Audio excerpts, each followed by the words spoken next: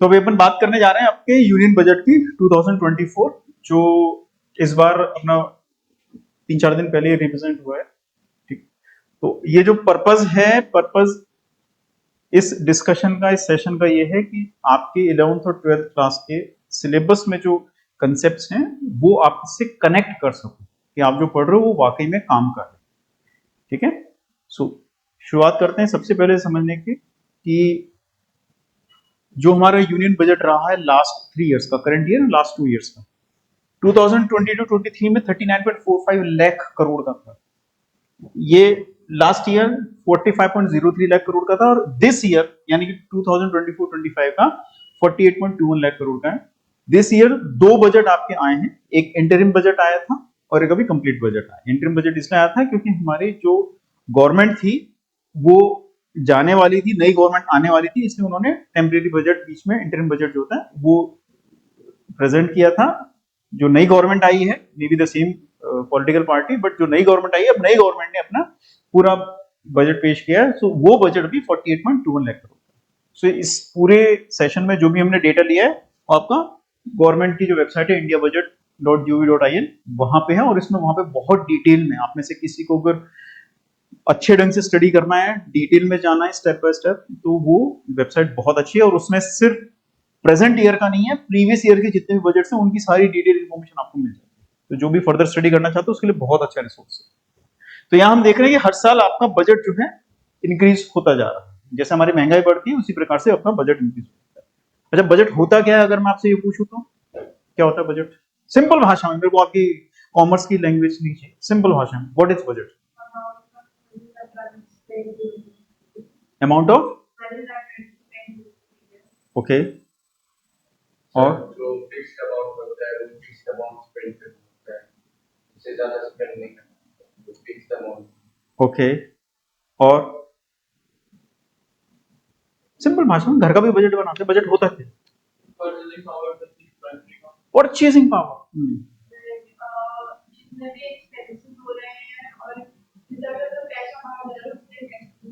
उसका एस्टिमेट लगाना, ओके,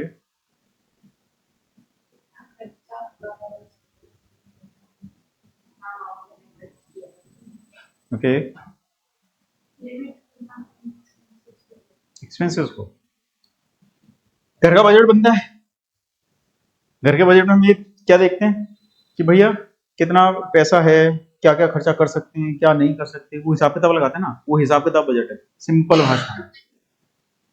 ठीक है, सो बजट का मतलब है कहां से पैसा आएगा, ठीक है, आने के बाद हमारे डब्बे के अंदर इकट्ठा होगा और वहां से कहां पे पैसा जाएगा, ये सिंपल बजट है।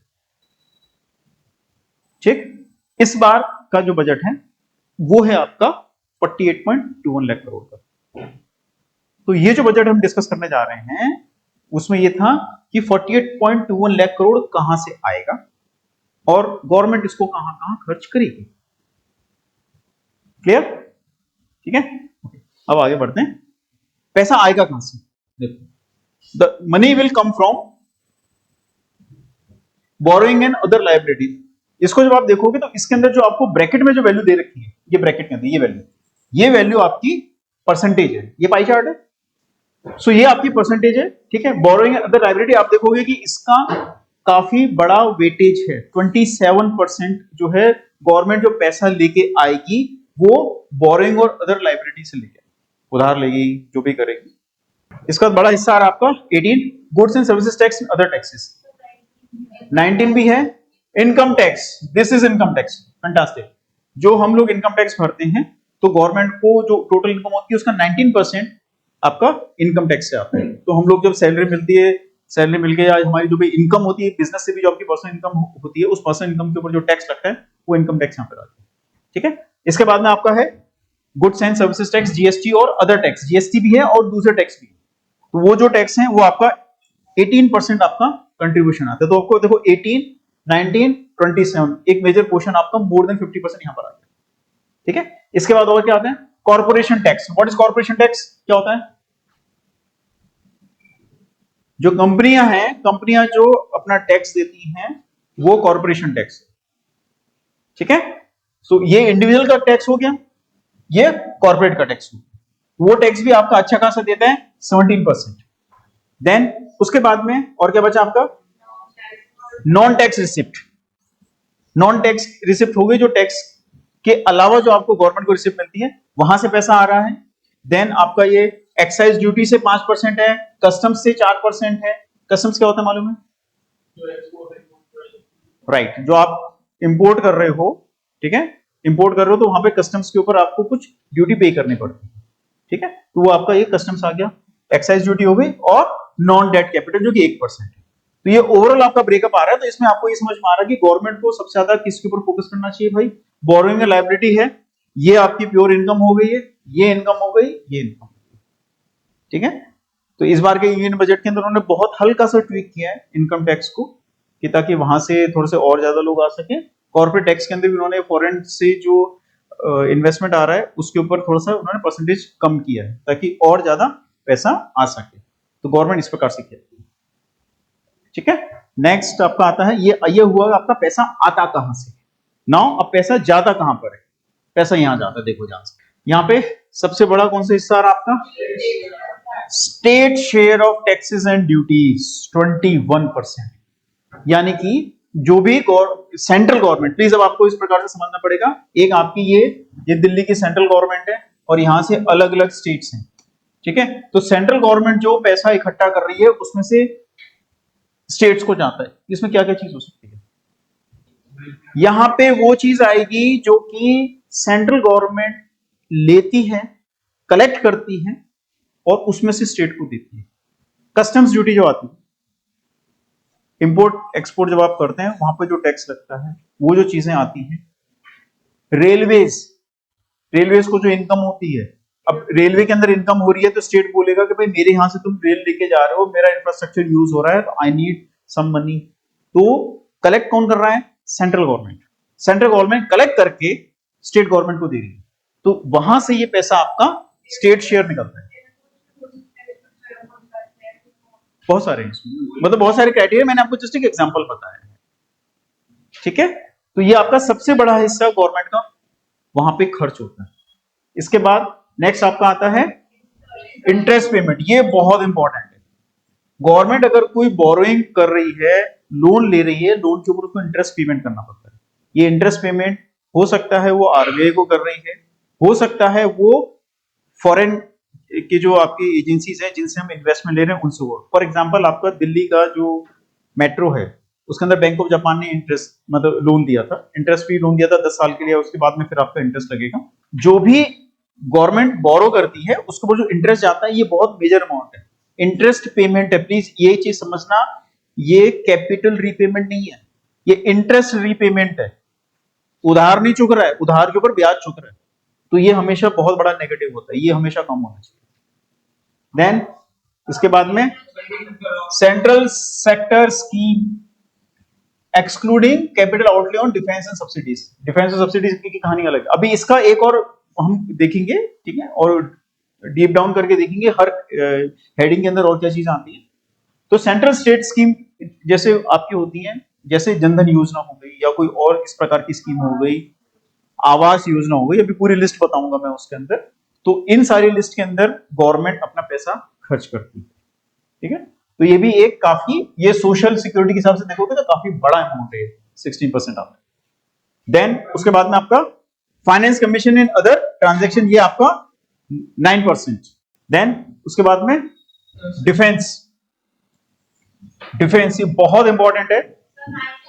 अदर एक्सपेंडिचर भी है, अदर के अभी अपन डिटेल में नहीं जा सकते क्योंकि मिसलेनियस हो गया है, ठीक है। आपका जो डिफेंस है, ठीक है, डिफेंस के अंदर आपका काफी बड़ा एक्सपेंस है और वो बहुत ज्यादा इंपॉर्टेंट इसलिए भी हो गया है क्योंकि जब रशिया और यूक्रेन की लड़ाई हुई उसके अंदर रशिया हमारा एक मेन सप्लायर था, अभी भी है, जो हमारे डिफेंस इक्विपमेंट्स के लिए। तो अमेरिका ने सैंक्शंस लगा दिए थे तो इंडिया के लिए बहुत बड़ी प्रॉब्लम हो गई थी। तब से मेड इन इंडिया वाली जो मूवमेंट थी उसको और ज्यादा एक्सपेडाइट कर दिया। गवर्नमेंट ने यही बोला कि अपन इंडिया के अंदर जितना कुछ बना सकते हैं डिफेंस की चीजें बनाएंगे, तो उसके लिए बहुत ज्यादा कैपिटल एक्सपेंडिचर रिक्वायर्ड है। उसके लिए उन्होंने डिफेंस का बजट अपना मेंटेन किया, बड़ा कर रखा है। तो अभी हमारे लिए थ्रेट देखो पाकिस्तान भी है, चाइना भी है, ठीक है, तो इसलिए ये हमको डिफेंस का बजट लेके चलना पड़ता है। देन इसके बाद ऊपर आ गया सेंट्रल स्पॉन्सर्ड स्कीम्स, यहाँ पर भी स्कीम्स के अंदर आपका पैसा जाता है, ठीक है। वो सेंट्रल सेक्टर की स्कीम्स है, सेंट्रल स्पॉन्सर्ड स्कीम। सब्सिडीज, ये सब्सिडीज बहुत इंपॉर्टेंट है। अभी आपको ध्यान होगा कि 2-3 साल पहले किसान आंदोलन हुआ था, ठीक है, और बहुत सारे लोग कहते हैं हमें सब्सिडी दो, यूरिया के लिए सब्सिडी मिलती है, और भी कई जगह पे आपको सब्सिडी दी जाती है।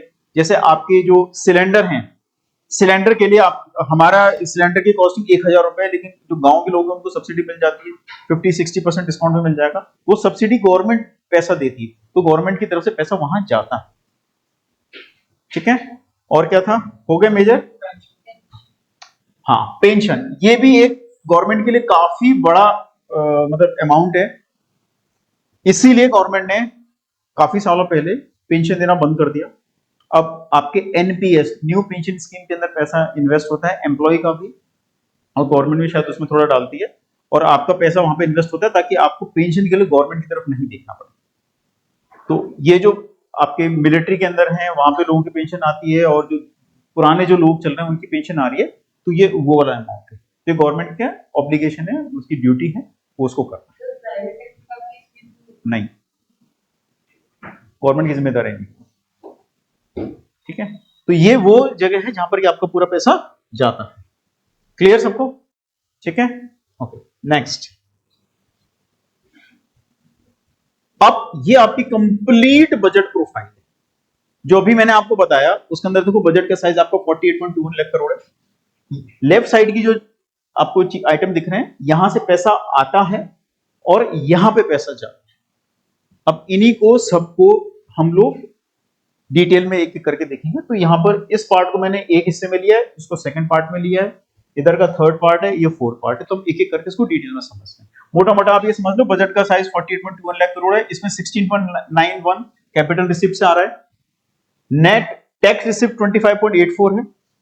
छोटा सा अमाउंट 5.4 लाख जो है ये आपका नॉन टैक्स रेवेन्यू है, ठीक है। ये तीनों आइटम मिलकर आपके 48.21 लाख करोड़ बन रहे हैं।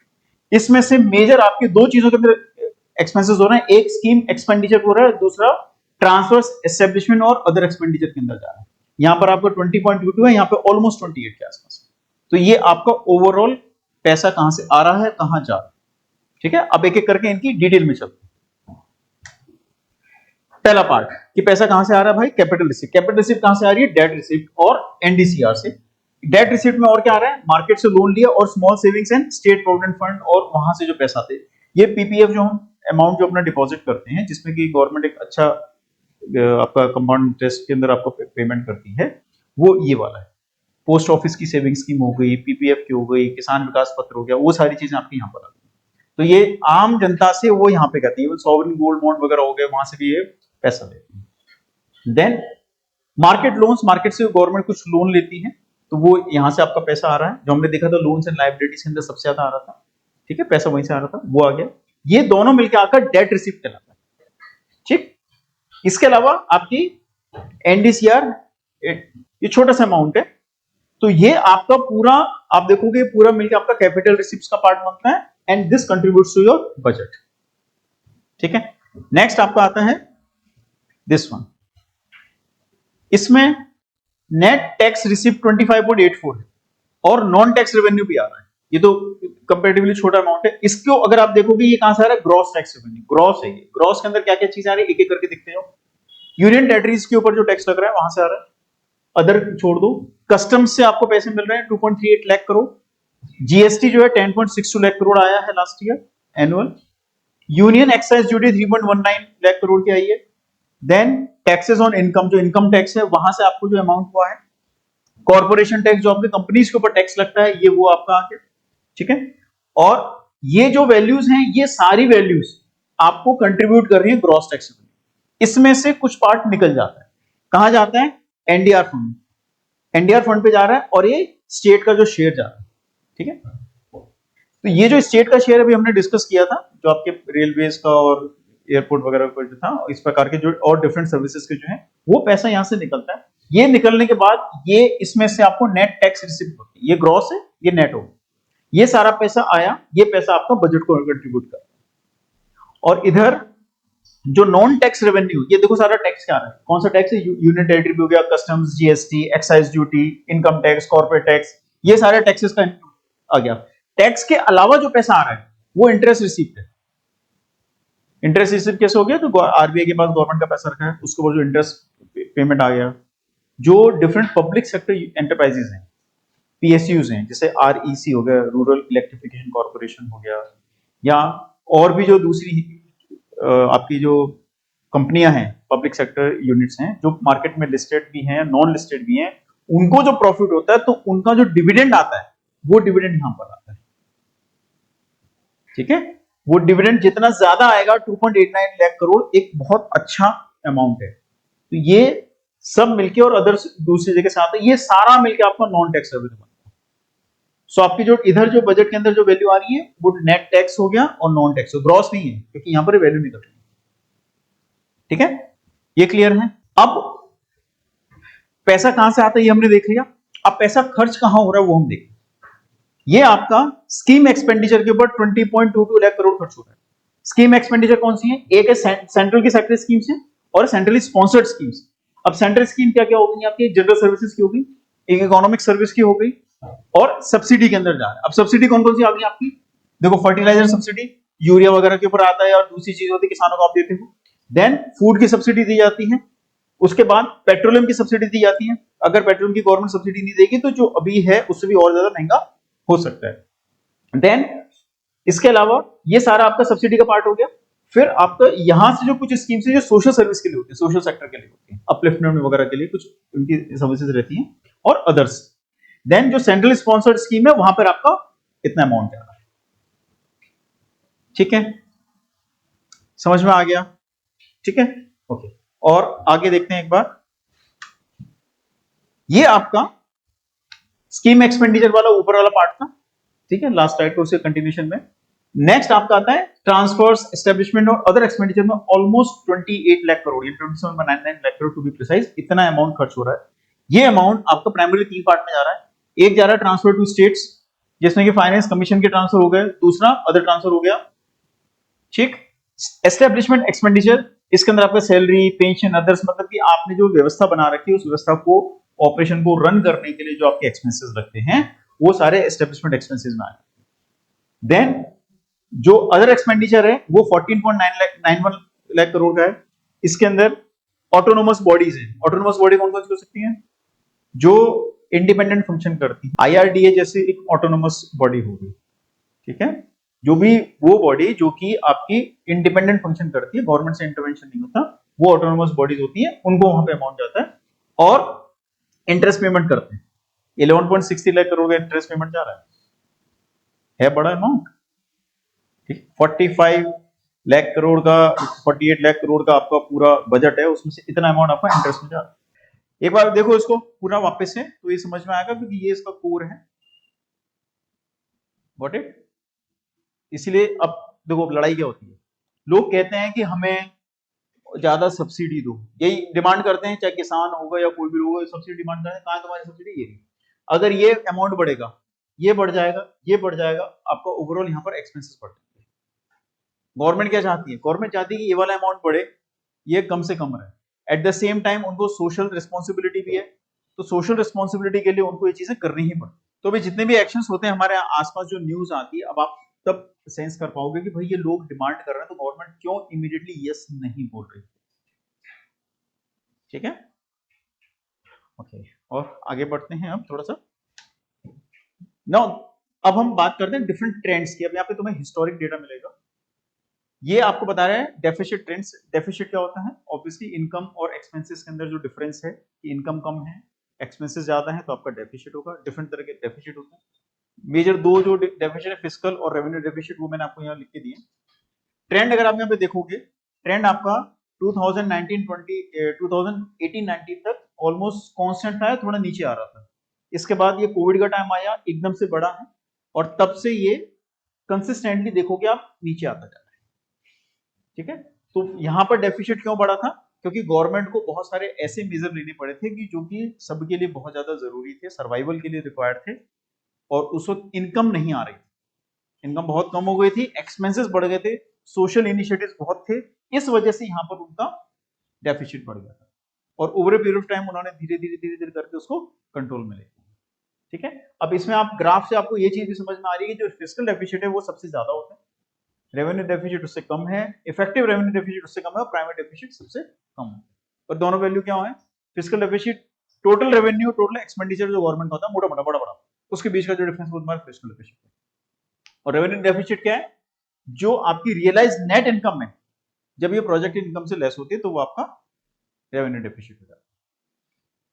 ठीक है, दिस गिव्स यू ट्रेंड कि पहले हम 5.6 में थे लास्ट ईयर, इस बार 4.9 पे आता है। तो ये गवर्नमेंट की इकोनॉमी की हेल्थ के लिए बहुत अच्छा है। सोर्सेस ऑफ डेफिसिट फाइनेंसिंग, इसका मतलब ये है कि भाई हमें ये तो समझ में आ गया कि हमारा जो बजट है वो डेफिसिट बजट है। डेफिसिट बजट का मतलब है कि जो भी गवर्नमेंट के पास में पैसा आ रहा है और जो खर्च कर रहे हैं, इनकम और एक्सपेंडिचर, उसके बीच में गैप है। तो वो जो गैप है उस गैप को फिल करने का क्या प्रोविजन है, तो उसके लिए उन्होंने ये किया है सिक्योरिटी अगेंस्ट स्मॉल सेविंग्स और शॉर्ट टर्म बोरिंग, जो टी बिल कहते हैं, जिसमें गवर्नमेंट गारंटी देती है कि भाई आप ये टी बिल लो, जब इसका मैच्योरिटी का टाइम आएगा तो वी विल पे यू। तो उसके थ्रू ये लोग फाइनेंस अपना अरेंज करते हैं। सिक्योरिटी अगेंस्ट स्मॉल सेविंग्स, आप देख रहे हो कि ये मेजर कंट्रीब्यूटर है, सबसे ज्यादा गवर्नमेंट यहां से अपने पैसे अरेंज करती है, और थोड़ा अमाउंट जो है ये आप देख रहे हो वो टी बिल्स के थ्रू है तुम्हारे ट्रेजरी बिल। ट्रेंड इन टैक्स रिसिप्ट्स, जो टैक्स की जो रिसिप्ट्स हैं उसमें क्या ट्रेंड है, ये डायरेक्ट टैक्स, इनडायरेक्ट टैक्स और ग्रॉस टैक्स, तीन चीजें बताएंगे।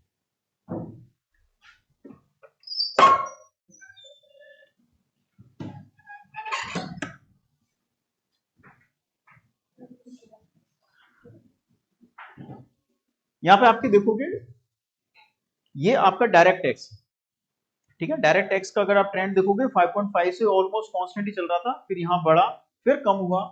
कौन सी ईयर में कम हुआ है देख लो आप, डायरेक्ट टैक्स ध्यान से देखो, 2019, 20, 21, ये दो में कम हुआ है। ये आपका कोविड का टाइम था, लोगों के पास जॉब नहीं थे, बिजनेस नहीं था, तो ओवरऑल इनकम नहीं थी। जब इनकम नहीं थी तो इनकम टैक्स कम लगेगा, कॉर्पोरेट टैक्स कम हुआ, जो भी डायरेक्ट टैक्स जो आ रहा था वो आपको यहाँ पर कम हुआ। इनडायरेक्ट टैक्स जीएसटी वगैरह जो होता है, आप कोई प्रोडक्ट लेते हो उसके ऊपर जीएसटी होता है, वो उसका अगर आप ट्रेंड देखोगे 4.4 से यहाँ पे लेते 5.4, और यहाँ करते करते ऑलमोस्ट वो कांस्टेंट है, 5.5, 5.1, 5.15, 5.15, ऑलमोस्ट उसी परसेंटेज में चलता है। ये जो आपका टैक्स है ये यहाँ पर आपका बढ़ रहा है। ये बढ़ने का मतलब है कि लोगों की आपकी इनकम बढ़ रही है, इनकम बढ़ रही है तो उस हिसाब से आपका टैक्स बढ़ रहा है। और कंसोलिडेटेड लेवल पे अगर आप देखोगे तो ये आपका 11.5% की रेंज के अंदर, 11.8% की रेंज में, and this entire data is as a percentage of GDP. अब यहाँ एक बड़ी इंपॉर्टेंट चीज है, आपकी जीडीपी जो है वो इंक्रीज हो रही है साल दर साल, पहले ग्राफ में हमने देखा था। एट द सेम टाइम ये जो परसेंटेज है, अगर ये परसेंटेज तुम्हारा 6.6, 6.8 इंक्रीज हो रहा है, तो इसका मतलब इसकी जो एब्सोल्यूट वैल्यू वो बहुत अच्छे ढंग से इंक्रीज हो, समझ में आया? ठीक है, बड़ी वैल्यू भी इंक्रीज हो रही है, उसका जो प्रोपोर्शन है एक छोटा सा पार्ट है वो भी इंक्रीज हो रहा है, और उस इंक्रीज होने के अंदर भी उसके इंक्रीमेंटल ट्रेंड, तो ये वैल्यू एक्चुअल में अच्छे ढंग से इंक्रीज हो, ये कांस्टेंट है आपका। Got it? ठीक है, हाँ बता बेटा। ओके, बीई का मतलब होता है बजट एस्टीमेट, और आरई का मतलब होता है रिवाइज एस्टीमेट। बजट एस्टीमेट का मतलब ये होता है कि अभी जो फाइनेंस मिनिस्टर ने जो प्रेजेंट किया है, उन्होंने एस्टीमेट दिया है कि हमारा इतना पैसा आएगा, हम संभावना है, प्रोबेबिलिटी है, और इतना पैसा हम खर्च करेंगे, हमारी प्लानिंग है, तो ये बजट एस्टीमेट है। आफ्टर सम टाइम गवर्नमेंट को लगता है कि नहीं इतना हो नहीं पाएगा, कुछ फिगर्स में चेंज करना है, पैसा कम आएगा, खर्चा ज्यादा होगा वगैरह वगैरह, तो उसको दोबारा फिगर प्रेजेंट करते हैं, वो रिवाइज एस्टीमेट होता है। उसके लिए कोई सेशन नहीं होता, फिर वो अपने नॉर्मल प्रोसेस के थ्रू उसको बता रिलीज करते हैं। Now trend in net receives of the centre, centre को जो सारा पैसा मिलता है उसका ट्रेंड यहाँ पे हम देख रहे हैं, ये 2014 से लेके अभी तक का है, ठीक है। अब इसमें आप देखोगे तीन तरह की चीज है, एक नॉन डेट कैपिटल रिसिप्ट है, एक नॉन टैक्स है, और एक आपका नेट सेंटर्स टैक्स आपके रेवेन्यू है। अब नॉन डेट कैपिटल रिसिप्ट क्या हो जाती है, money receive which are received by the government from the sale of old assets. Old asset का मतलब है कि आपने एक वर्ड सुना होगा डिसइन्वेस्टमेंट। गवर्नमेंट क्या करती है, जो पब्लिक सेक्टर एंटरप्राइजेस हैं उसके अंदर उसके पास में जो स्टेक है, फॉर एग्जाम्पल मान लो ONGC है, ऑयल एंड नेचुरल गैस जो है कंपनी, उस कंपनी के अंदर उदाहरण के लिए लेट से, मुझे एग्जैक्ट फिगर तो पता नहीं, बट मान लीजिए उसमें गवर्नमेंट ऑफ इंडिया का 60% स्टेक है, गवर्नमेंट उसमें से 5% अपना स्टेक बेचेगी।